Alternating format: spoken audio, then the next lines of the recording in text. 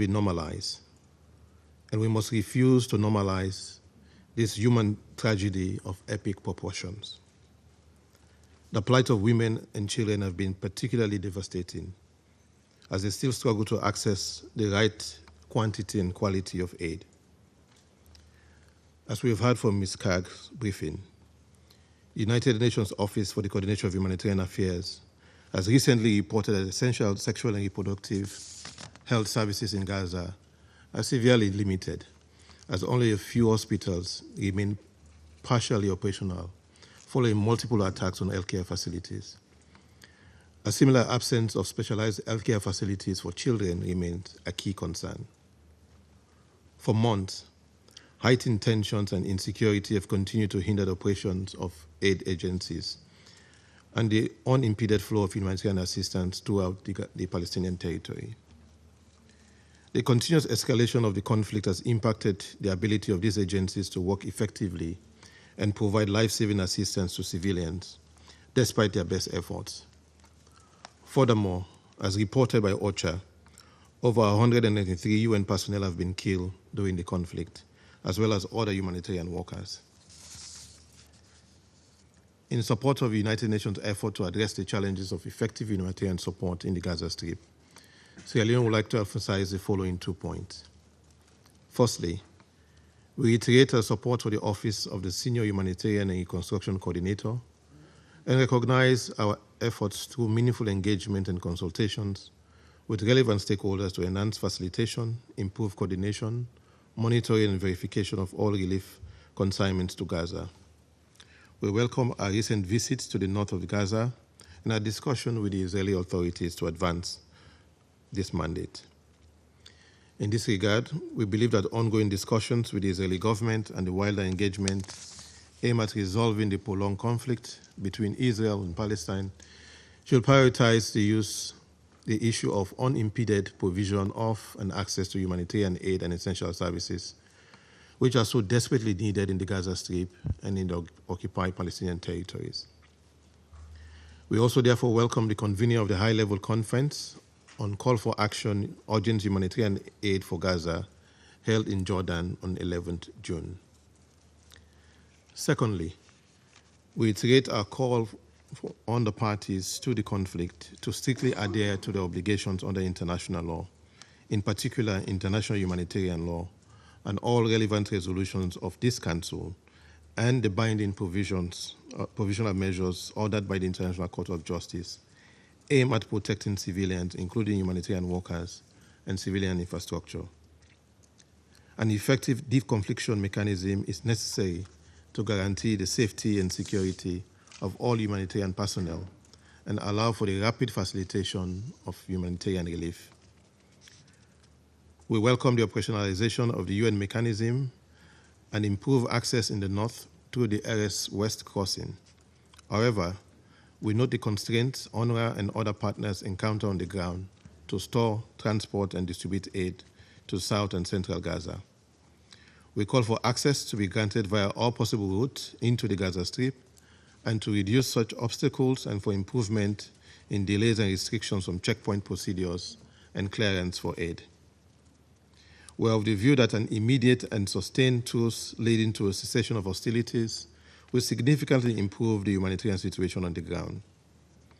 We echo the words of the UN Secretary General, and I quote, "It is high time for ceasefire along the unconditional release of hostages," end of quote, urging for the current opportunity created by the recent peace initiative to be seized. In closing, Mr. President, Sierra Leone calls for continued support for the mandates of the Senior Humanitarian and Reconstruction Coordinator, working collaboratively to improve the lives of Palestinians in the Gaza Strip. We call for stronger collaboration and coordination with other UN agencies and consultants. Ultimately, adherence to the calls for an immediate ceasefire will go a long way in securing a deal that will finally end the current cycle of violence and suffering. I thank you. I thank the representative of Sierra Leone for their statement. I give the floor to the representative of Ecuador. Gracias, señor presidente. Thank you, Mr. President. Dado que esta es la primera reunión del Since this is Consejo de the este first mes, meeting of the Council me this uno a la month, felicitación I would a like la to República echo de the Corea por congratulations el to the gran Republic trabajo of realizado Korea durante for el the mes de junio. excellent work that was done Quiero también last month. expresar I mis also mejores deseos a la want to Federación Rusa express the best wishes to durante su the presidencia de este Russian mes de julio, Federation para lo cual during its cuenta todo el presidency respaldo during económico. this month of July, during which you can Inicio count esta on our full intervención support. agradeciendo At a the la start of this señora intervention, I'd Sigrid like to coordinadora thank senior Madam de Asuntos Humanitarios y Sigrid Reconstrucción Kaga, Senior de las Coordinator for Naciones Unidas Humanitarian para and Gaza, Reconstruction por el informe que nos Affairs acaba de of the proporcionar United y Nations in reiterando Gaza el for respaldo de mi her país a su gestión. presentation, and I would like to reiterate Hace the poco support más from de my 2 country meses, for her efforts. en el último informe sobre la Slightly implementación de la more than resolución 2 months ago, in the 2720, last report on the recordé implementation que of desde el Resolution inicio de la guerra en Gaza 2720, en I octubre recalled that pasado, since the beginning of the mi war in país ha Gaza last señalado October, my country reiteradamente has, que la población on civil many de Gaza occasions, stated that the debe civilian tener population of acceso Gaza a la must ayuda have humanitaria en access cantidades to suficientes humanitarian y de assistance in forma sufficient continua y quantities predecible. in a Hoy, continual and a predictable pesar way. de los Today, esfuerzos in realizados spite por of la the coordinadora efforts senior, undertaken by su the equipo de senior trabajo y coordinator, otros actores, her team, no and se ha other actors, podido lograr que la ayuda it has not been humanitaria sea possible to provista y achieve distribuida sin the obstáculos delivery of en la escala humanitarian aid necesaria para garantizar el acceso de la in población de Gaza unimpeded a way and at alimentos, scale to ensure agua, access of the saneamiento, population of Gaza to electricidad, food, water, sanitation, telecomunicaciones electricity, y servicios telecommunications, médicos and que son medical services that are esenciales para su essential for supervivencia. its survival.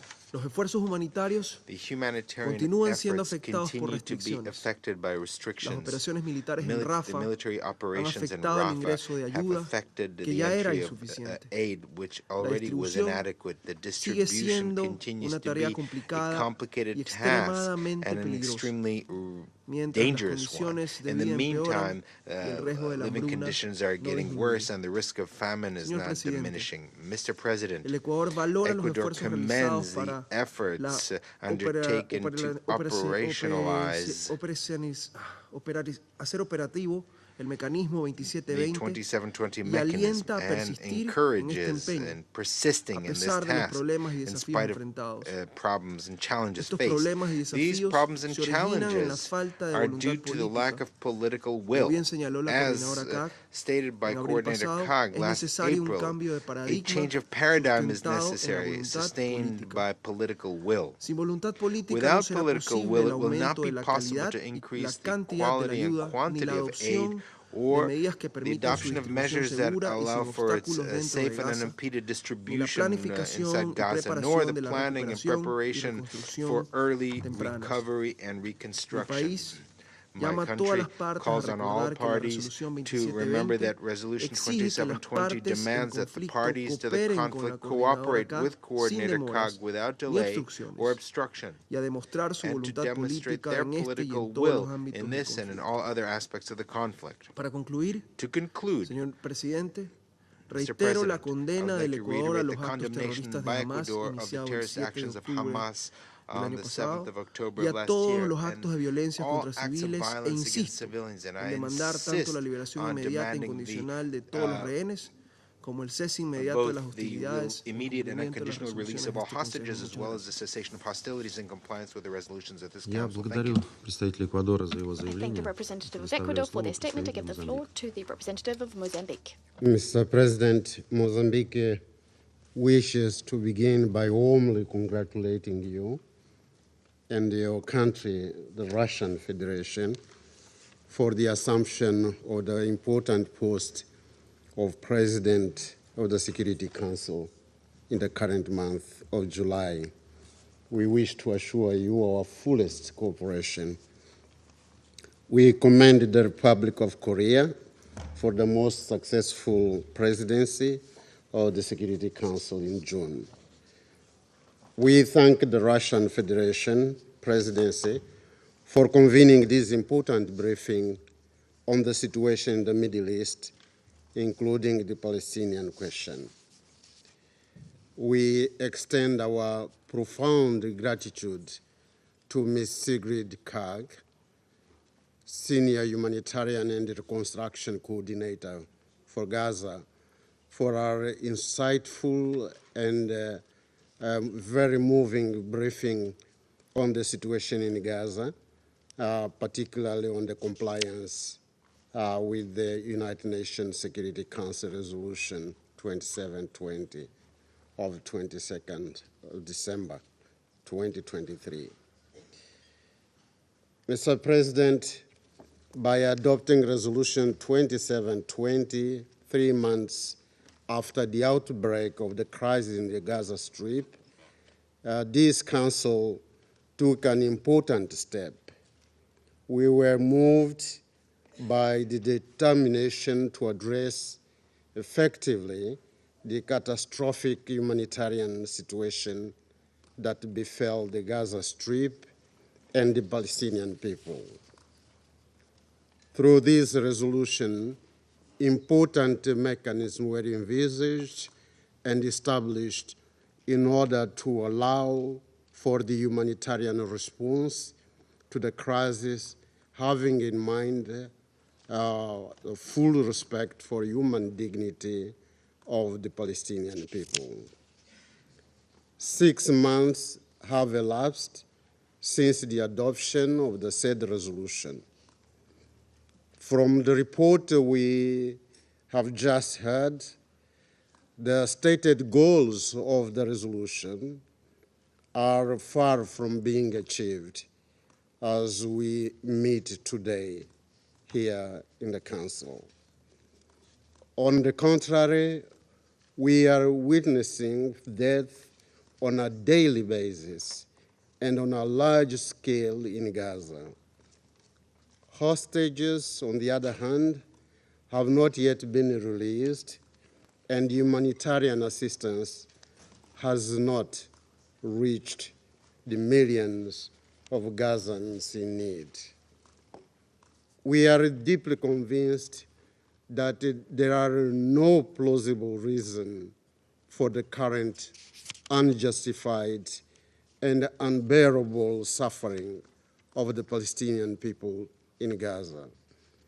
We demand that the humanitarian catastrophe come immediately to a halt.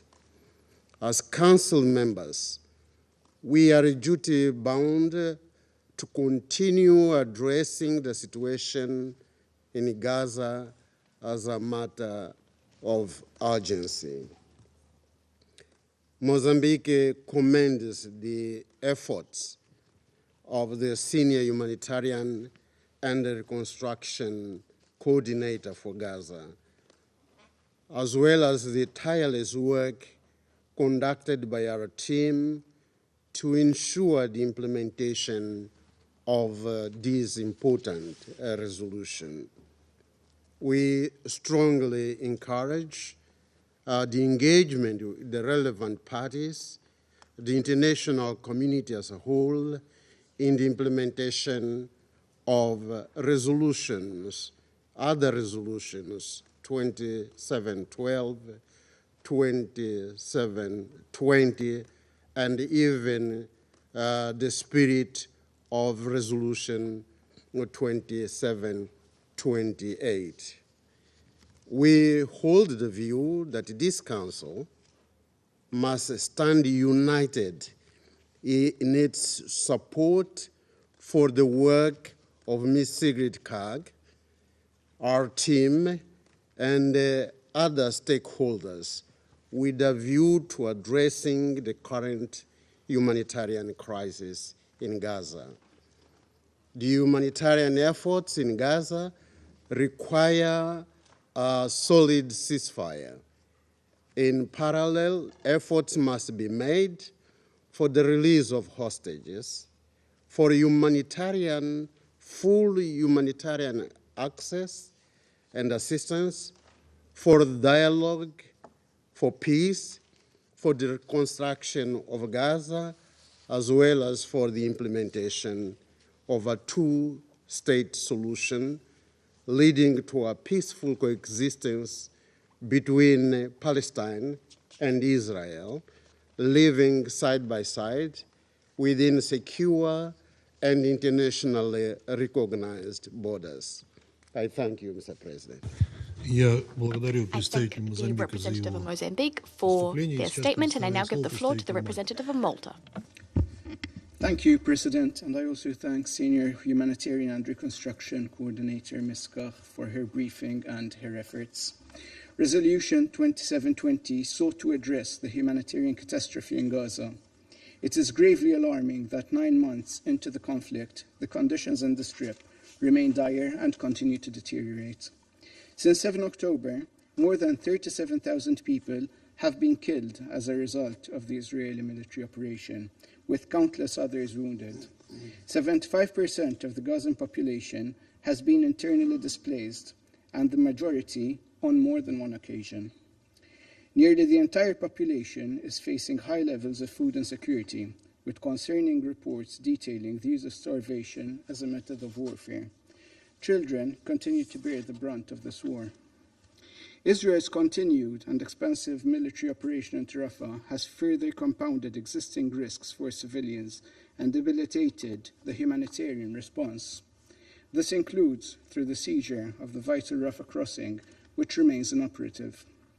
The implementation of the relevant Council resolutions and the full, immediate, and effective implementation of the orders of the ICJ remains essential.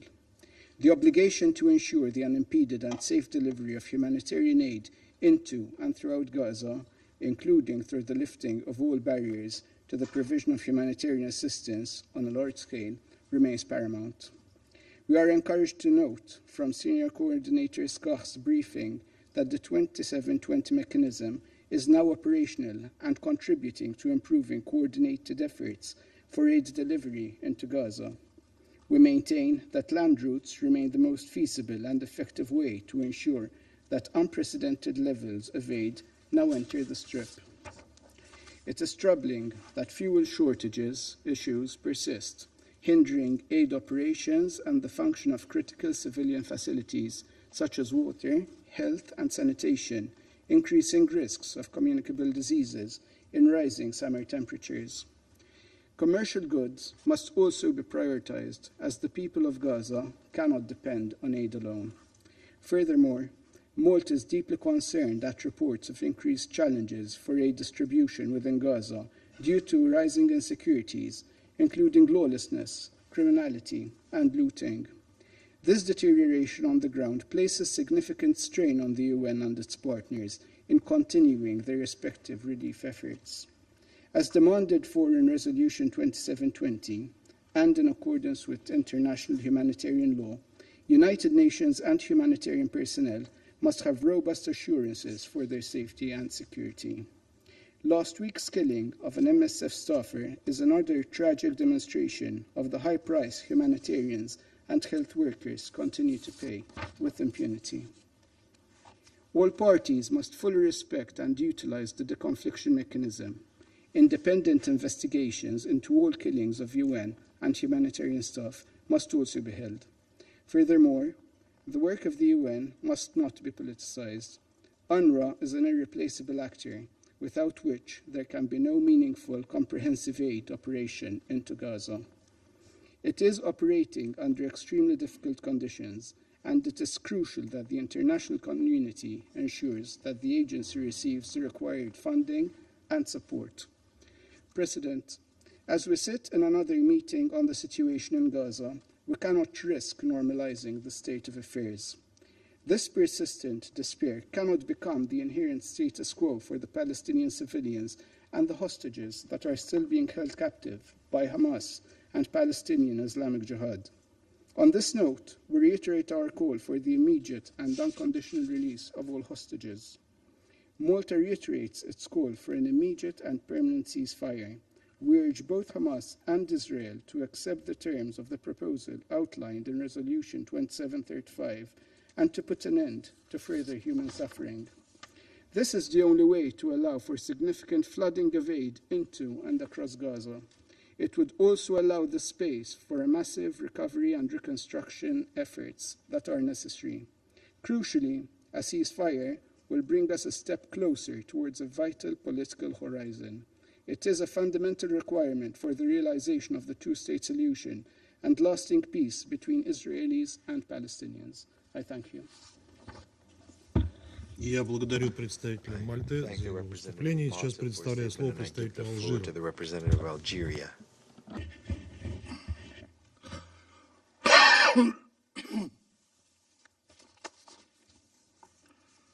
Thank you, Mr. President. At the outset, I congratulate you on your assumption of the Security Council presidency for July, and I wish you every success in your duties. I also thank Mrs. Sigrid Kaag for her briefing.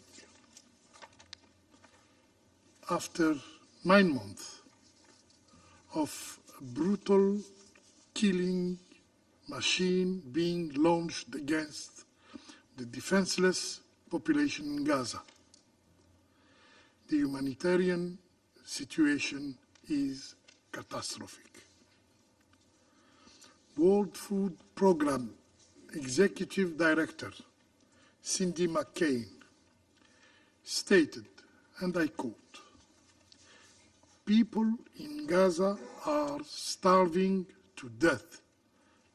Right now, people in Gaza are starving to death right now. The speed at which this man-made hunger and malnutrition crisis has ripped through Gaza is terrifying." And she added, "There is a very small window left to prevent an outright famine. And to do that, we need an immediate and full access to the north of the Gaza Strip. If we wait until famine has been officially declared, it will be too late. Thousand more will be dead." End of quote. Mr. President, last December, the Security Council adopted Resolution 2720 to establish a mechanism aiming at facilitate and simplify the procedure delivering humanitarian aid to Gaza, a mechanism that was presented as a solution to the obstacle imposed by the Israeli occupying administration. So, what is the situation today? A quick look at the latest UN statistic shows an undisputed conclusion. Resolution 2720 has proven ineffective.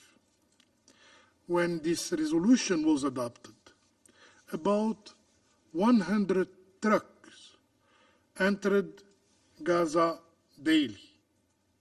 Before the 7th of October, there were 500.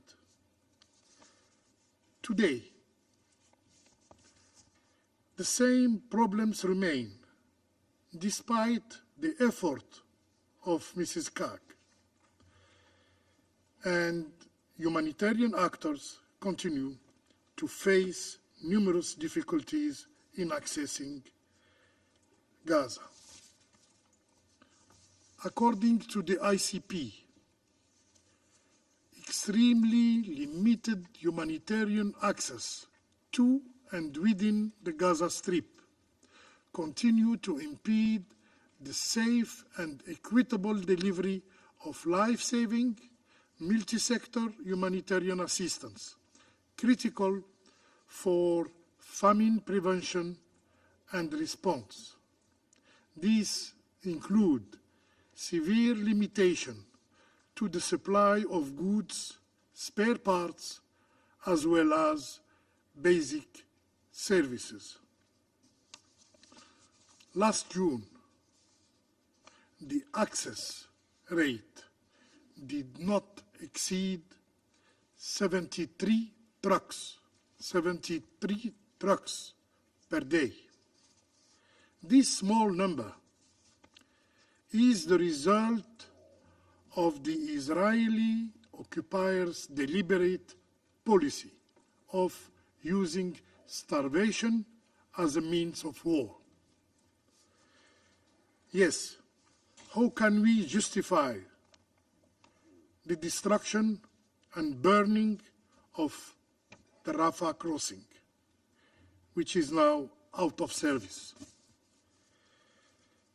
How can we justify all the bureaucratic obstacles the occupation administration impose on humanitarian access?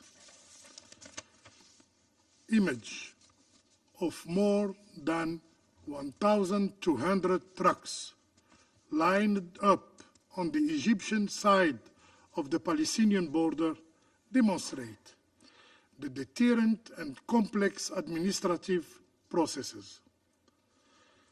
The rate of trucks entry increased to 170 per day in April, proving that the smooth entry of aid is linked only to international pressure and, unfortunately, to the occupiers' willingness.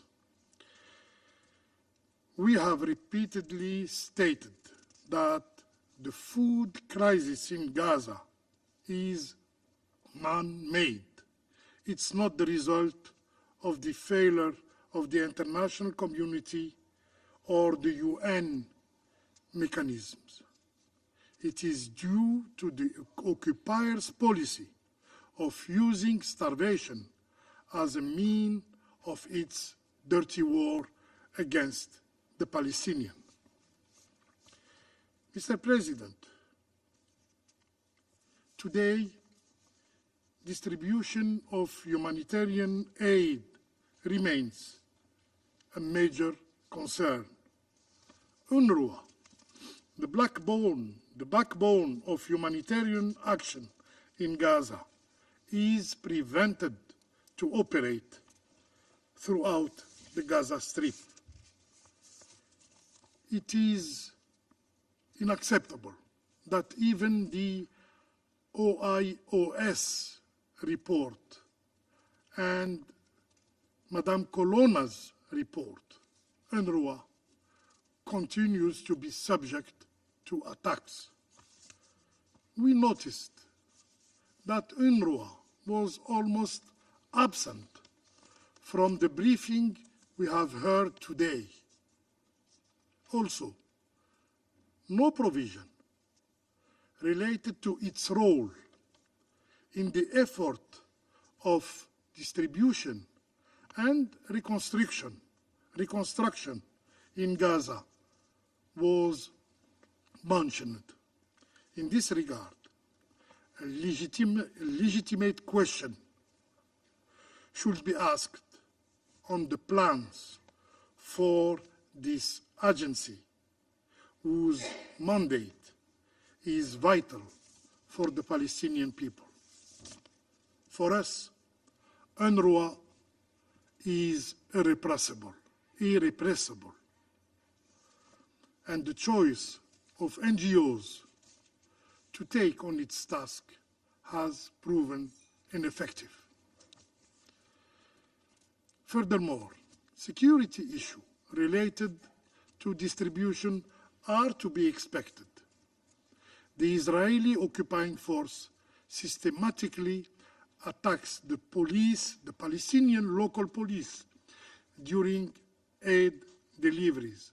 And today, no one takes the risk of escorting aid convoys because they will be targeted by the occupying power. This is part of a policy, a deliberate policy aimed at destroying civil order and pushing Gazans out of their homeland. Mr. President, while we debate the number of trucks entering Gaza and how to compel the Israeli occupier to respect its obligation under international humanitarian law. People in Gaza are starving to death. This is the worst situation even documented. No one in Gaza is in food security. Yes, no one.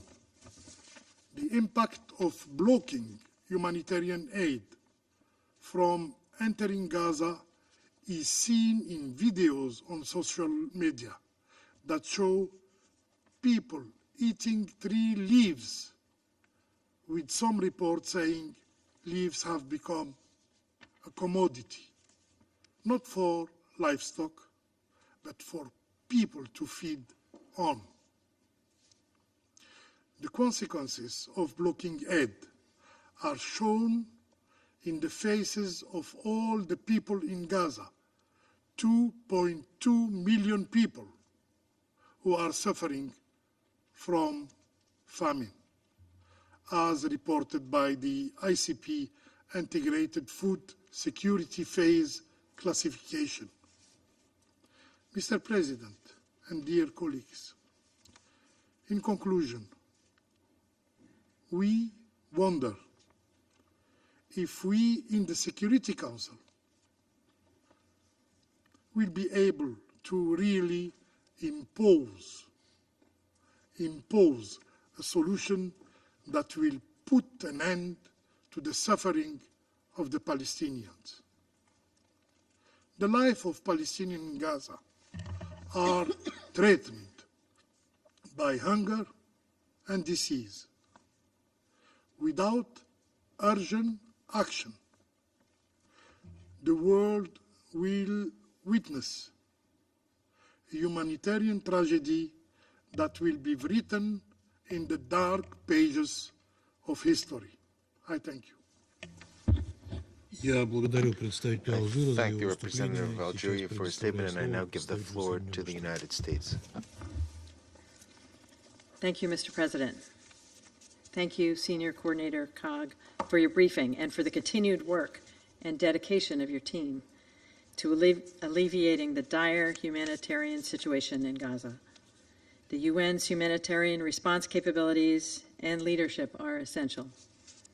The IPC recently projected that 96% of Gaza's population, more than 2 million people, will likely experience crisis, emergency, or catastrophic levels of food insecurity between now and the end of September.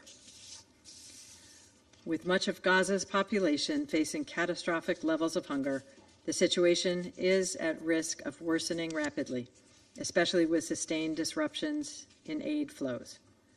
We have consistently conveyed to Israel's senior leadership the need to provide sustained and unhindered access for humanitarian assistance to enter via all routes into Gaza, expanding and accelerating humanitarian imports at Ashdod and opening all existing land crossings into Gaza, including at Rafah, are vital steps. Relatedly, we appreciate Coordinator COG's update on efforts to distribute aid within Gaza so that it will reach the most vulnerable, including mothers and children. In this regard, we welcome Israel's commitment to fulfill specific UN requests and continue constructive conversations with UN officials on how to best meet the further needs of UN agencies and facilitate their work. In order for humanitarian organizations to be able to safely continue their life-saving work, the IDF must implement concrete commitments to protect humanitarians and improve the overall security environment inside Gaza.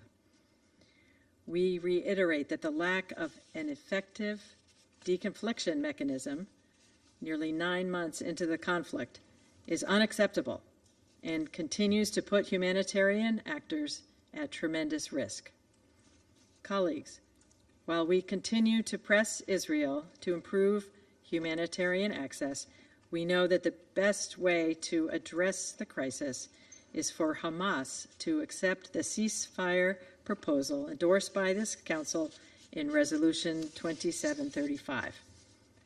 Doing so would create conditions to support a massive surge of relief for Palestinians, together with taking steps to restore essential services and start early recovery efforts in Gaza.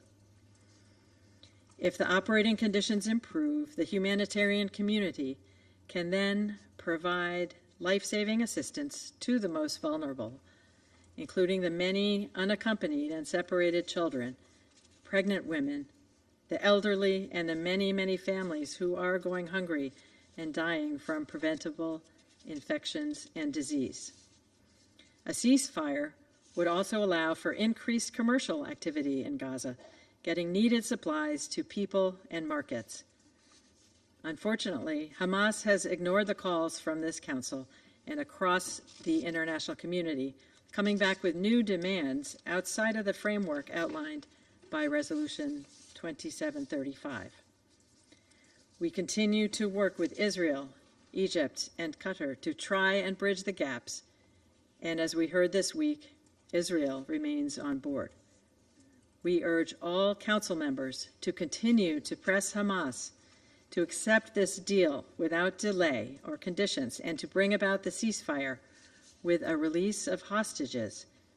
At the same time, the United States remains committed to providing humanitarian aid as well as to sustaining humanitarian access.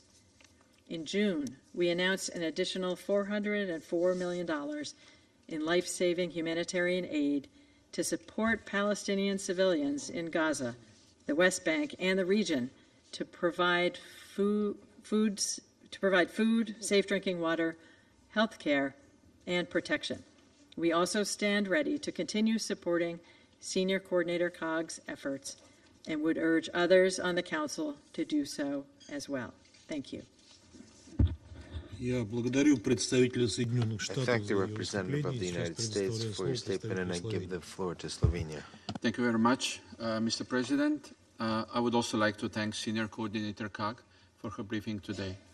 Mr. President, we are deeply disturbed by the findings of the IPC report issued last week and mentioned a few times today already. It emphasized that nearly the entire population of Gaza, around 96%, is facing acute food shortages. A high risk of famine persists across the Strip. In spite of forest solutions, in spite of the ICJ order, in spite of this mechanism, in spite of all briefings and commitments, the humanitarian situation is not getting better. The needs are on the rise, and the humanitarian operational environment is collapsing. Diseases are spreading, public order has crumbled, criminal gangs are taking over, the social fabric is disintegrating. We have no right to be surprised. Starvation and famine in Gaza is man-made, we agree here with Algeria. It is a choice by Hamas, who is willingly sacrificing its people rather than agreeing to a ceasefire as defined by our resolution. A choice by Israel not to fulfill its prime duty as the occupying power. Israel is obliged to ensure food and medical supplies for the population it occupies, not just allow the passage of aid. Why Israel is not complying with the Geneva Conventions, with the Council resolutions, nor with the ICJ's order, we fail to comprehend. We underline that using starvation as the method of warfare is prohibited under international law and can amount to a war crime.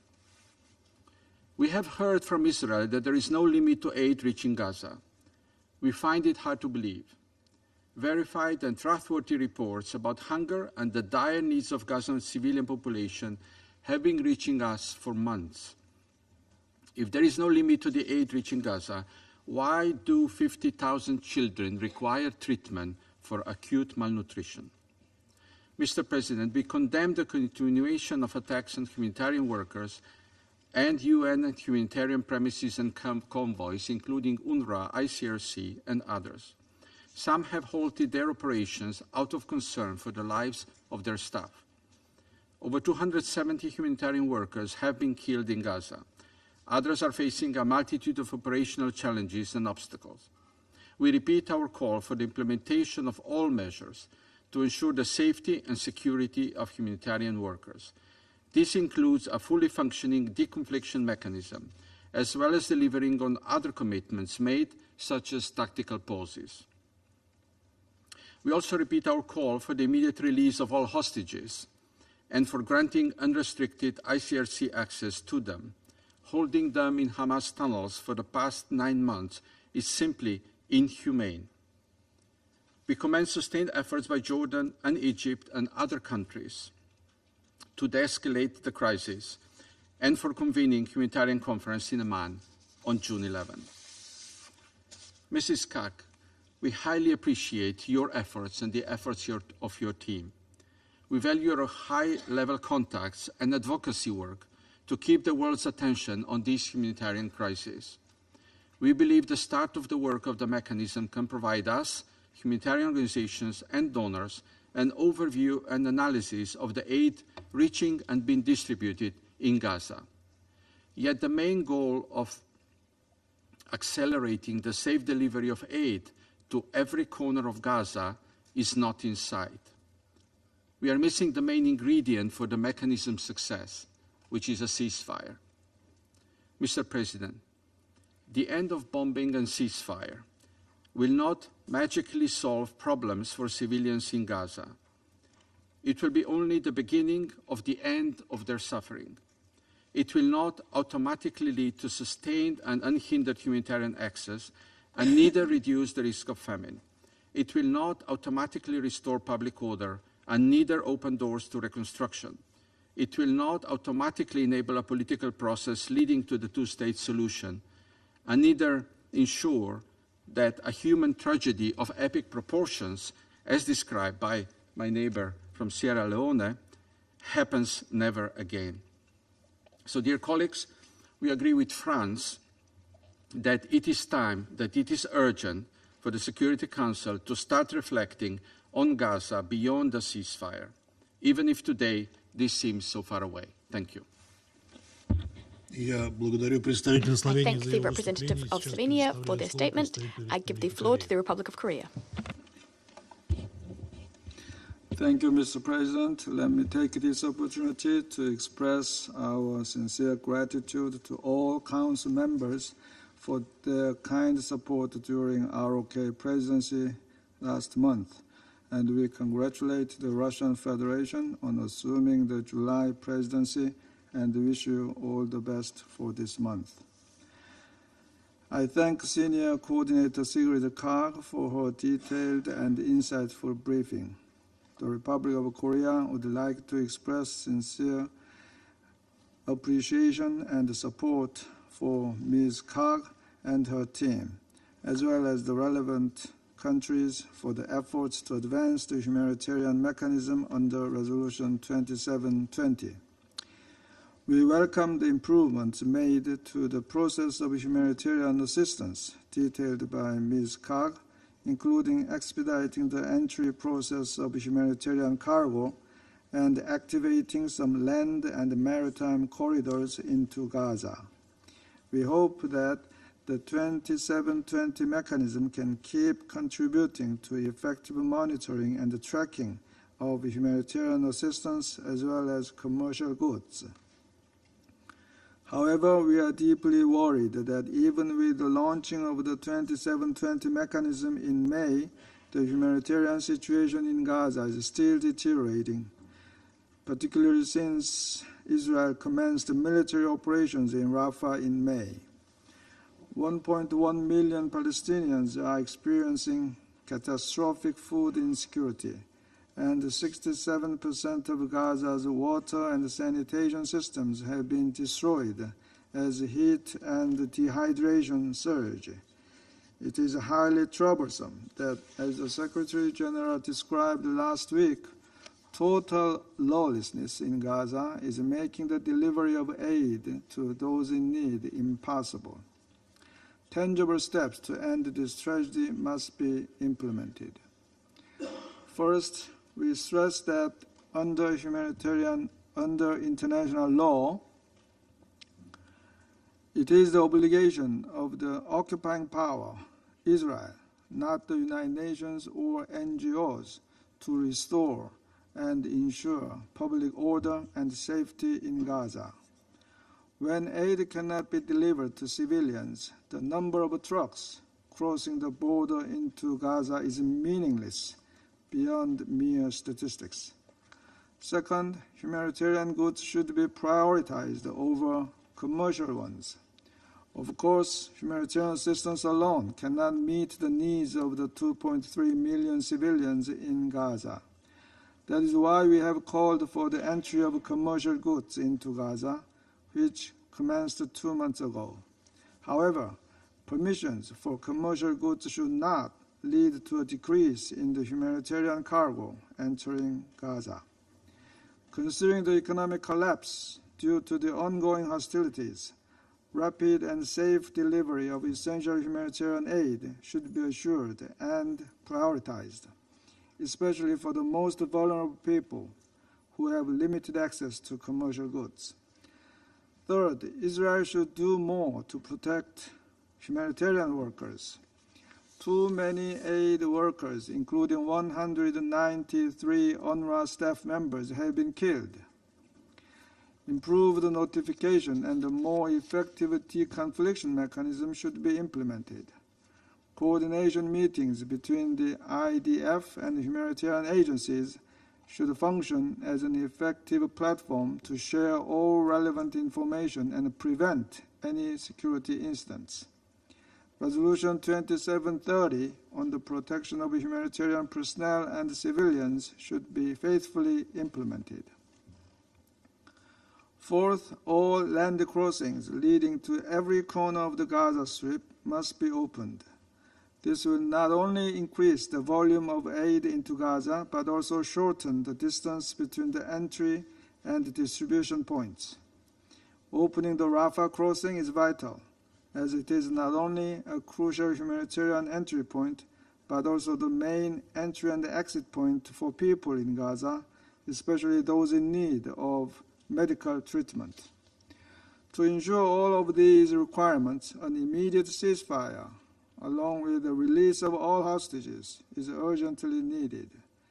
People all around the world are eagerly watching to see the agreement detailed in Resolution 2735 be finalized. Therefore, diplomatic efforts should continue, and all parties, notably Hamas, must accept the conditions of the deal without further delay. Then, based on the ceasefire, reconstruction, which is another key mandate of the senior coordinator, needs to begin, and the negotiations towards the vision of the two-state solution should follow. Thank you, Mr. President. I thank the representative of the Republic of Korea for their statement. I now give the floor to the representative of the United Kingdom. Thank you. At the outset of the Russian presidency, let me put on record the UK's strong view that all council members, particularly permanent members, and even more so the presidency of the council, have a responsibility to uphold the principles of the Charter. We deplore the fact that Russia is shamefully failing to do that in Ukraine.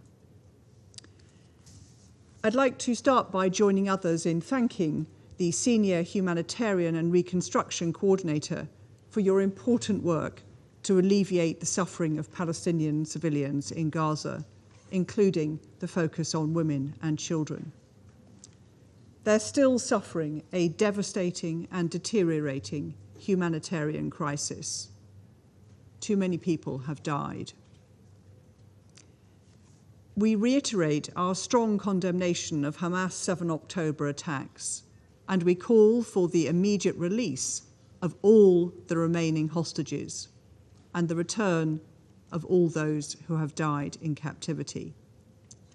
We are appalled by reports of sexual violence and abuse.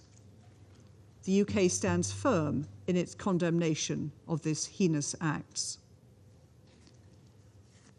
A negotiated pause in the fighting that leads to a sustainable ceasefire is the best way both to secure the release of the hostages and to enable the major and essential scaling up of humanitarian aid.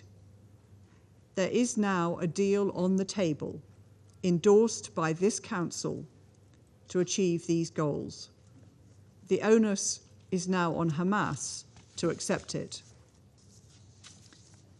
We also continue to call on Israel to fulfill its commitments to increase the amount of aid getting into Gaza and to meet its obligations to facilitate unhindered humanitarian access. The findings of the IPC famine risk assessment demonstrate that not enough aid is getting into Gaza and reaching those in need. We also call for the immediate reopening of the Rafah crossing to scale up aid through all other crossing points. Distribution of aid within Gaza also needs to improve. A guaranteed and functioning deconfliction mechanism is critical to this. We call on Israel to support the minimum operating requirements of the UN agencies by providing timely approval of visas and allowing entry of armoured vehicles and personal protective equipment. President, Resolution 2720 provides for a mechanism which will show whether aid is reaching those who need it. I thank Senior Coordinator Karg and her team for their work to establish this mechanism and urge her to continue her efforts to ensure it can deliver this in a comprehensive and timely way. I thank you. I thank the representative of the United Kingdom for their statement. I will now deliver a statement in my capacity as the representative of the Russian Federation. And before I read my statement, I just wanted to say that we took note on the disclaimer by the UK in the beginning of its statement. Also, for the record, we would like to know that it is not for UK to teach and lecture member states, members of the Security Council, including permanent ones, on upholding international law. The law, international law, which UK and other Western partners long parted for the sake of the rules-based international order. The country that ignited, the country that fueled the conflict when it was about to be stopped in April 22. And that was exactly your Prime Minister who prevented concluding a treaty, a negotiated treaty between Russia and Ukraine that would allow for the conflict to stop at that time and to save numerous lives of unfortunate Ukrainians. We'd like to thank the Senior Humanitarian and Reconstruction Coordinator for Gaza, Ms. Sigrid Karg, for her briefing regarding the situation in the enclave and her efforts directed to achieving humanitarian access to the territory of the enclave as per UN Security Council Resolution 2720. Based on the report that was presented today, it's become perfectly, definitively clear that against the backdrop of the IDF military operation that's been going on for almost 9 months now, with comprehensive support from Washington, a sustainable and adequate provision of the necessary assistance to the people of Gaza is simply impossible. The situation on the ground is not only deteriorating, it's putting Gazans on the brink of starvation, and that's not a figure of speech, that's the tragic reality. And this has been clearly pointed out by the WFP, which attested to the fact that 96% of Gazans, that's 2 million people, are in need of food assistance. Almost 500,000 people are already suffering from famine. They're at the highest level of the Integrated Food Security Phase Classification, Category 5. As a result of the ongoing military operation and Israel's military raids, the number of deaths now exceeds 38,000, mostly women and children. Over 87,000 have been injured. Tens of thousands are missing. And there's the almost complete destruction of civilian infrastructure as well, including hospitals, schools, and residential buildings. The situation is most dire in Rafah, where since the start of the Israeli operation, which Security Council members unequivocally opposed, there were over 1.5 million refugees. These people are yet again being forced and are being forced to flee wherever they could. Such actions on the part of the occupying power cannot be justified on any grounds whatsoever. Given the total absence of security, it's very difficult to talk about the effectiveness of the work being done by humanitarian organizations. OCHA is promoting a system of deconfliction and humanitarian notifications, but that system is not working. That's a fact. On the 13th of May, a UN DSS staffer died. A second DSS staffer was wounded. This was a result of a UN vehicle being struck. The Israelis said they would investigate, yet we know nothing about the results of that investigation. Perhaps the representatives of the UN could shed some light on the matter and perhaps give an answer to that question. Since the start of the crisis, 274 humanitarian workers have died. Of them, 197 are UN personnel. The majority, 193, are UNRWA staff. We've also had reports of 500 health workers being killed. No matter how carefully Ms. Karg chooses her words to describe her engagement with the parties to the conflict and to describe the special humanitarian mechanism for Gaza, which was established as per UNCR 2720, the reality is that humanitarian access is not being ensured. The main channels for the delivery of assistance are very much limited, and when they do open up, it's for a short period of time with the blessing of the Israeli authorities. When they do open, their handling capacity is insufficient to properly meet the needs of the civilian population. UNRWA Commissioner General, Mr. Lazzarini, stated that even after the IDF announced tactical pauses of military hostilities along humanitarian assistance delivery routes, nothing changed on the ground. We're seriously disquieted by the latest reports by the Ministry of Health in the Gaza Strip regarding the fact that the fuel required to run hospitals will run out in a matter of 48 hours. We must understand that what stands behind these numbers are the lives of patients who are very sick. It goes without saying that Ms. Karg cannot be blamed for this. Since the outset, it was clear that when intense military hostilities are ongoing, ensuring safe and sustainable humanitarian access to those in need is impossible. We said this on many occasions, and we therefore called for a ceasefire as well. We want to make it crystal clear. We commend the efforts of humanitarian organizations and note the valor of humanitarian workers who are putting their lives on the line as they continue to work and provide assistance to the Palestinians. We believe that any assistance, even if the volumes are insignificant, is highly important and can save lives, or at least, at a minimum, alleviate suffering. We must continue working with the Palestinian and Israeli sides to seek humanitarian assistance delivery options. Having said that, Ms. Karg, her team, OCHA, and humanitarian organizations in general need to soberly assess the situation on the ground and correctly set priorities for their humanitarian efforts. For example, it's high time to recognize that the maritime corridor between Cyprus and the Gaza Strip and the U.S.-built temporary pier near the enclave's shoreline never lived up to expectations. Since the pier opened on the 17th of May, it was destroyed on a number of occasions by inclement weather. Volumes of assistance which managed to get through it were insignificant. It's not clear will the pier be rebuilt following the latest destruction. Its construction and operation cost hundreds of millions of dollars. The way we see it, instead of building the pier, Washington could have demanded that Israel ease the blockade on Gaza and allowed the entry of truly substantial aid volumes.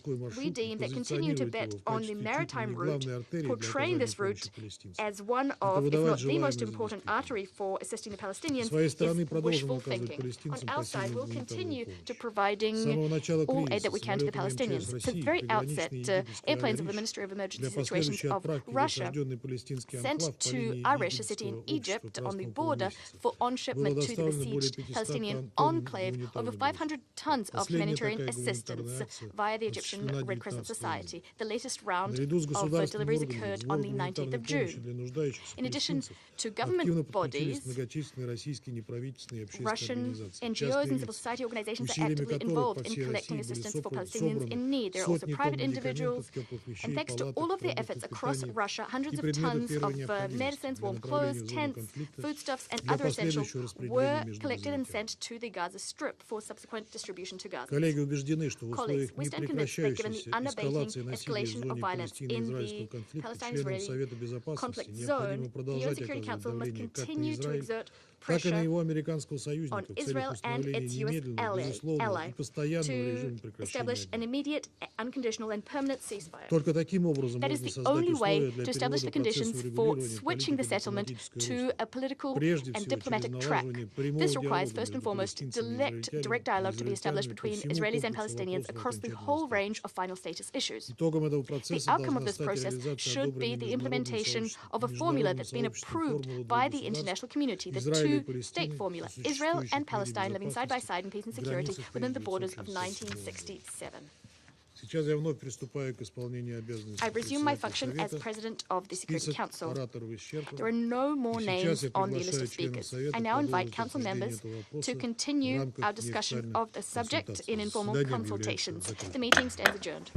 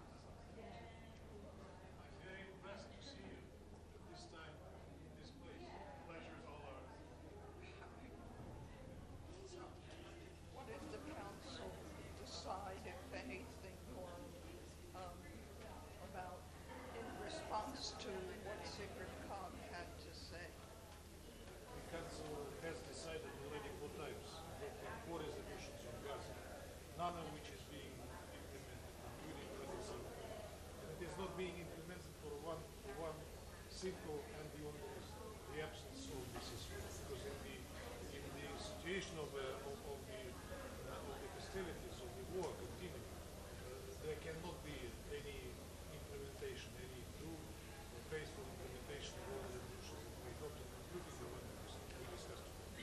Mr. Ambassador, it's been 6 months since Sigrid Kaag took this job. Yes. Did things improve in your opinion? Look, she's trying, but we have to realize that, again, with all the best will she's trying to implement the mechanism, it really doesn't function because of the absence of the ceasefire.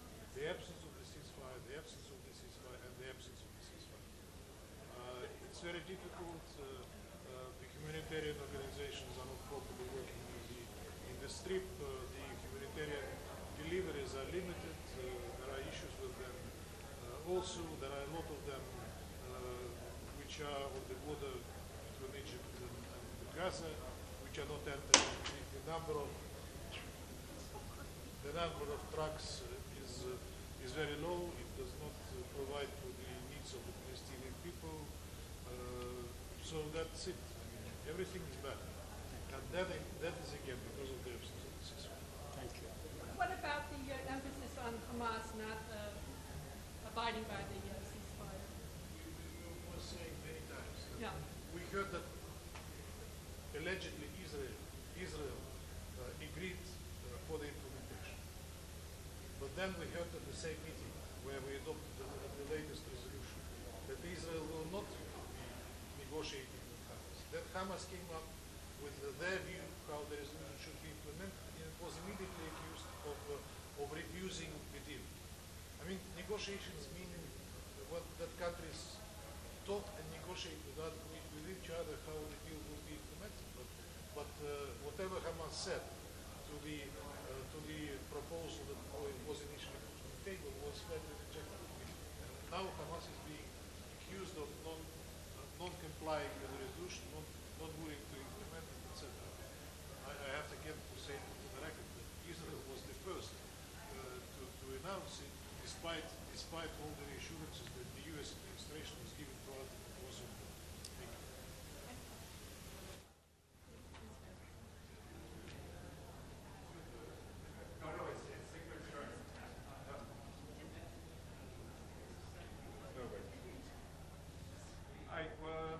I think you all heard Sigrid's briefing, so I think we'll just go straight to questions.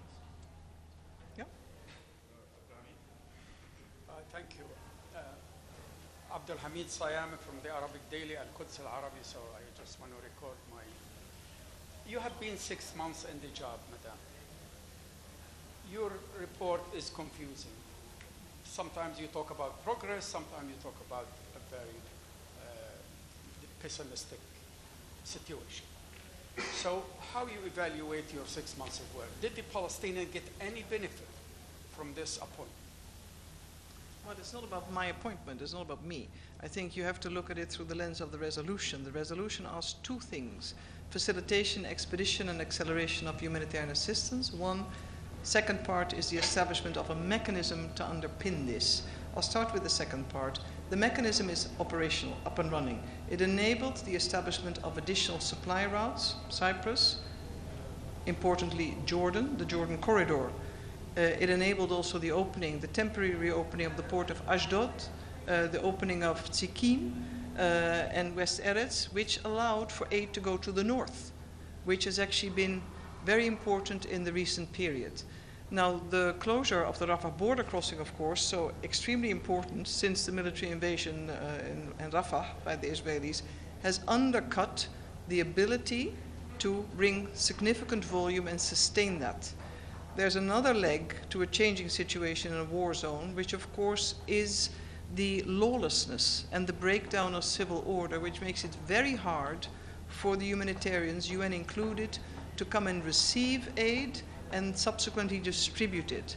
So there are bits of progress, and of course in the overall uptake as a Palestinian civilian in Gaza, can I be sure that the type of aid I need and the scope of goods I need for my human dignity? No, this falls far short. And this is on the international community This is why we keep briefing and updating, and this is why I keep going back to Jerusalem and Tel Aviv to make these points, to ask, and to see where we can actually achieve. Recent commitments on medical evacuation is one.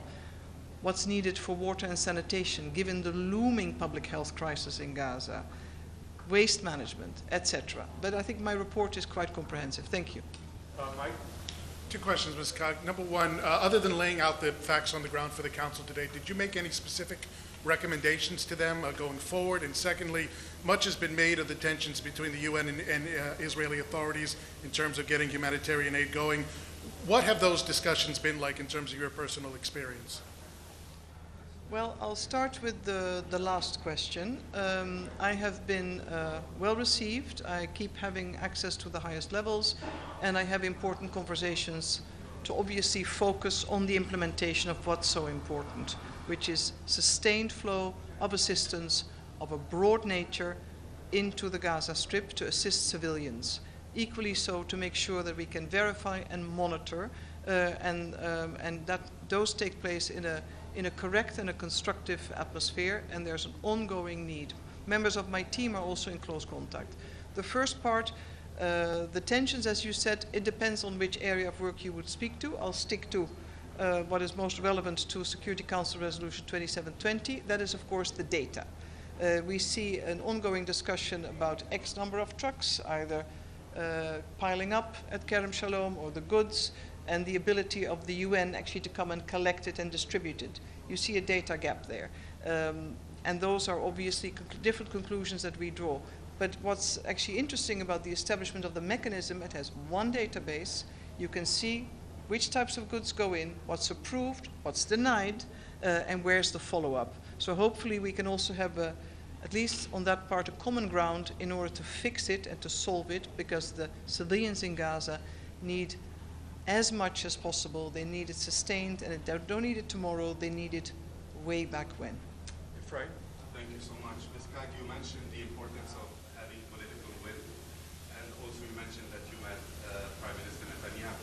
How would you describe his attitude towards the humanitarian situation, and did you sense that he has any political will to have the humanitarian situation be relieved there?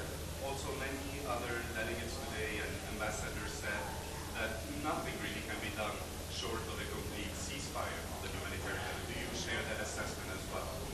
Well, I think if we go back to the essence, indeed, the international community, Secretary General, the Council has been asking early on for a ceasefire, the release, unconditional release of all hostages, and that, of course, would be a significant game changer when we talk about conditions on the ground, the ability of the United Nations and all the other international NGOs and local NGOs to reach people, to actually do their work. I'm not in the habit, not as a politician and not now, of giving sort of personal comments on attitudes or comments of others. I care about a correct and constructive meeting that I have in a professional engagement, and ultimately what matters, which I've said in the Council, commitments and intent are good, or intentions, but what matters is the shift and the change on the ground, what we can see and what we can measure. That's the only metric at the end of the day that matters. Thank you. Political Thank will. you.